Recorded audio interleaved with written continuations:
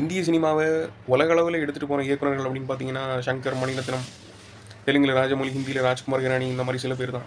ஆனால் இவங்க யாரும் பக்கத்தில் கூட வர முடியாது, நினச்சி கூட பார்க்க முடியாத அளவுக்கு ஒரு மனுஷன் ஒரு கதையை ரெடி பண்ணியிருந்தார். அதை எடுக்கவும் செஞ்சார். ஆனால் சில பிரச்சனைகளால் அது நின்று போச்சு. அது வந்துருந்துச்சு அப்படின்னா இன்றைக்கு வரைக்குமே இன்டர்நேஷனல் ரேஞ்சுக்கு பேசப்படக்கூடிய ஒரு ஆளாக இருந்திருப்பார். அவர் வேறு யாரும் கிடையாது, நம்ம உலக நாயகன் கமலஹாசன் தான். அந்த படம் மருதநாயகம். அவர் இன்டர்நேஷனல் லெவலில் பேசக்கூடிய ஒரு நடிகராக இருக்கார். அந்த படம் வந்துச்சுன்னா இன்டர்நேஷனல் ரேஞ்சில் பேசப்படக்கூடிய ஒரு இயக்குனராக இருந்திருப்பார். இப்போ அவர் ஏஐ டெக்னாலஜி அமெரிக்காவில் போய் படிக்க போகிறதா சொல்கிறாங்க, அது இந்த வயசில். ஸோ அது படிச்சுட்டு வந்து அவரோட படங்களில் யூஸ் பண்ண போகிறதா சொல்கிறாங்க. ஆனால் எனக்கு தெரிஞ்சு அவர் மருதநாயகம் படத்தை ஏஐ டெக்னாலஜியில் எடுக்கிறதுக்காக தான் போகிறாருன்னு தோணுது. மருதநாயகத்துக்காக வெயிட் பண்ணுற லட்சக்கணக்கான ரசிகர்களில் நானும் ஒருத்தன். ஸோ அது ஏஐயில் வந்துச்சுன்னா எப்படி இருக்கும்?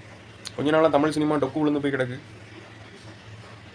மருதநாயகம் படத்தை ஏஐயில் வந்துட்டு நம்ம தலைவன் எடுத்தார் அப்படின்னா தமிழ் சினிமா திரும்பவும் உலக அளவில் பேசக்கூடிய ஒரு இண்டஸ்ட்ரியாக மாறும். So waiting for Marudhanayagam.